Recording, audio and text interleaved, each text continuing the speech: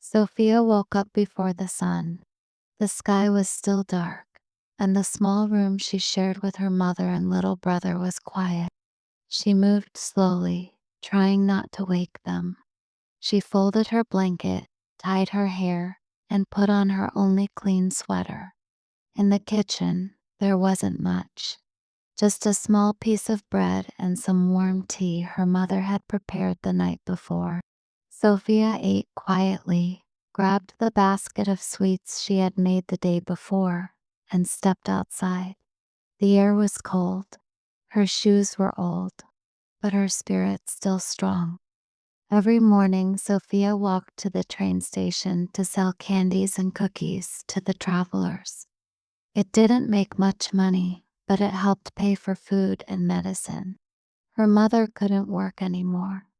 Her brother was too young. Sophia had become the heart of the family. She smiled at people, always polite. "Would you like something sweet?" she asked. Some ignored her. Some smiled and gave her coins. A few were rude, but Sophia never stopped being kind. Her eyes were tired, but her soul was calm. She believed good things came to good people, even if they took time. If you're learning English through emotional stories, subscribe to English Learn Day. Improve your listening, feel every word, and grow your vocabulary naturally. That morning felt like any other, busy, cold, full of people rushing. But near the station stairs, something caught her eye. An old man, walking with a cane, struggling to carry a bag. Before thinking, Sophia ran to him. "Let me help you," she said softly. The man looked surprised. He nodded slowly. She took the bag from his hand and walked beside him, step by step, until they reached a bench. "Thank you," he said. "Most people don't stop." Sophia smiled. "You're welcome. I hope you have a good day."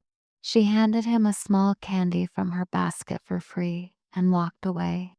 She didn't know his name. She didn't know that he was someone important. For her, it was just kindness. But for him, it was the beginning of everything. The old man sat on the bench for a long time after Sophia left. The candy still rested in his hand, small, wrapped in paper, a sweet gift from a girl who asked for nothing. He looked around at the people passing, too busy to see each other. But one girl had seen him. His name was Mr. Harold Bennett. He was not just any old man.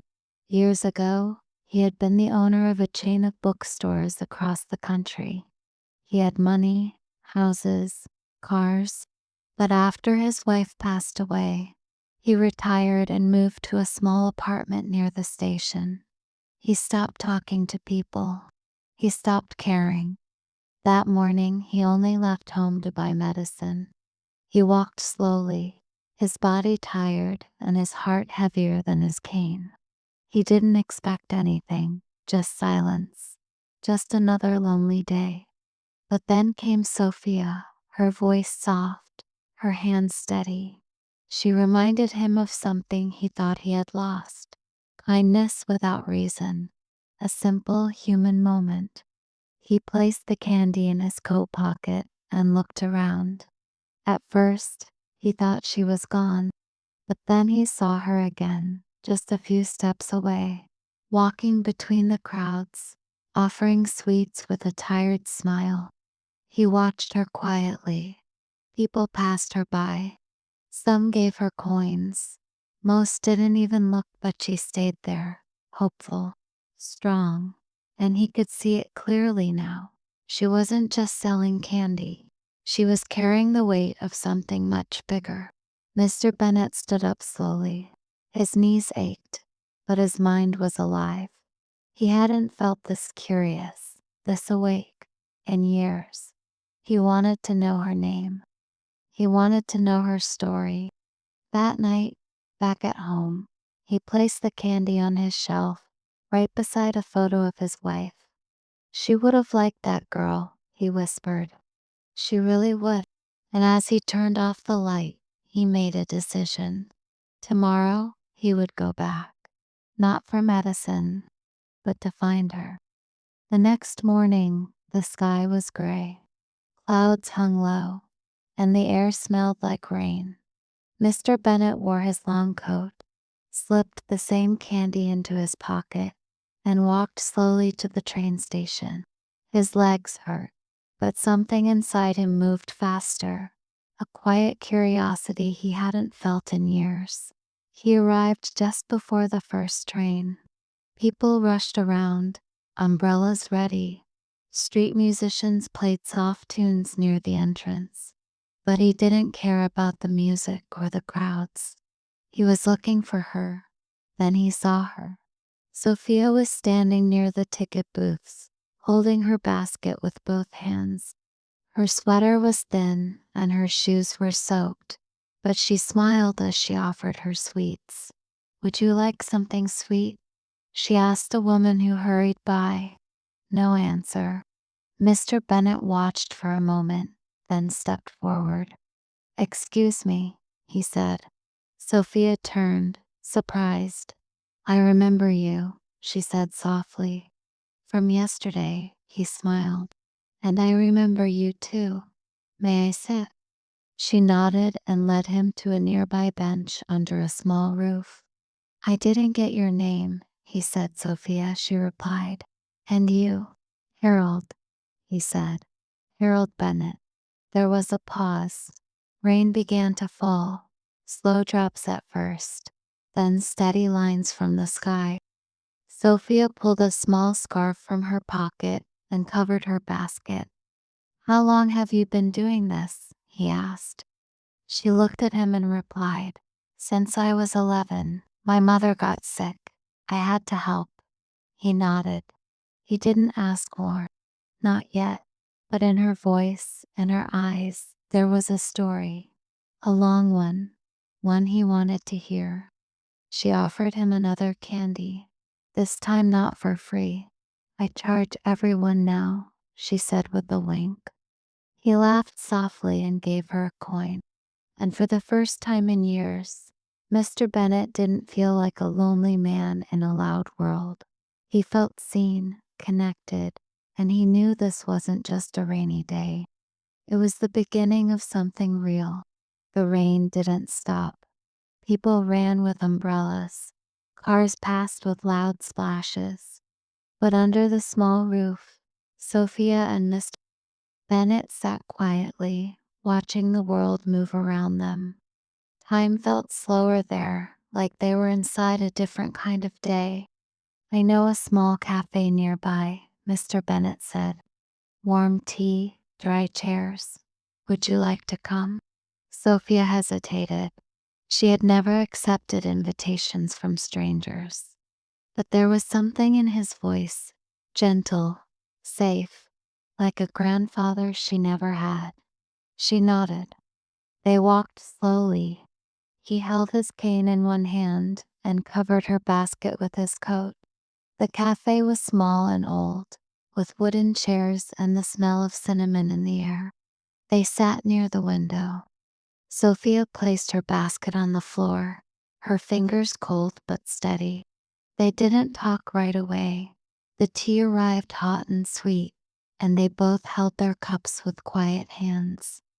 Finally, Mr. Bennet asked, "What do you dream of, Sophia?" She blinked. No one had ever asked her that.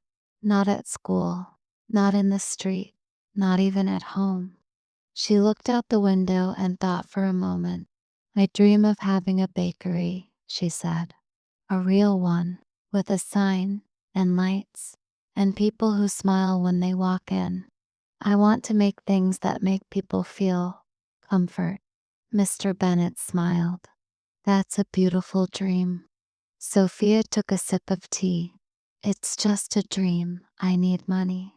I need to help at home. Maybe one day, maybe never." He didn't reply right away. Instead, he pulled the small candy from his coat pocket, the one she had given him 2 days ago. "This," he said, placing it on the table, "was not just candy. It was kindness, and kindness has a way of coming back. Sophia looked at him, confused.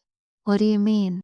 He smiled and said, let's just say, I believe in good people, and I believe good people deserve a chance. Sophia didn't understand everything yet, but she felt something change. A warmth, a beginning, and maybe a promise. The next day, Sophia returned to the station like always. The sky was clear this time, but the air was still cold. She stood near the entrance, offering her sweets to strangers. Yet, something inside her felt different. She wasn't just waiting for buyers anymore. She was waiting for him. And then, there he was, Mr. Bennet, with the same long coat and slow steps, smiling as if they had known each other for years. He walked straight to her and said, I have something to ask you. It might sound strange. Sophia tilted her head, curious. What is it? He handed her a small card. It had an address and a name, the Bennett Foundation. She looked up at him, confused. I started a foundation years ago, he explained. It helps young people with dreams, especially the ones who don't have much. We offer scholarships, training, small investments, and small ideas. She held the card tightly. Why are you giving this to me? Because I believe in your dream, he said. I want to help you build that bakery, if you're willing to try. Sophia looked at the card again. Her hands trembled. She wanted to believe it, but it felt too big, too good, too impossible. I don't know anything about business, she said. I've never even finished school. That's why we help, Mr. Bennet replied. You don't need to know everything. You just need to start. Sophia stayed silent. Her eyes moved from the card to her basket. Could this be real? What if I fail? She asked quietly. He smiled. Then you learn. But I'd rather see you fail trying than stay small, because no one ever gave you a chance. She looked at him, unsure, afraid, but also full of something new, something that felt like hope. I'll think about it, she said softly. Mr. Bennet nodded. That's all I ask. And as he walked away, Sophia stood still, the card in her hand, her heart beating faster than ever. An invitation like that didn't make sense, but maybe it didn't have to. 1 month later, the train station felt different. The air was warmer. People still rushed by, busy with their lives. But near the corner, where Sophia once stood with her basket, something new had appeared.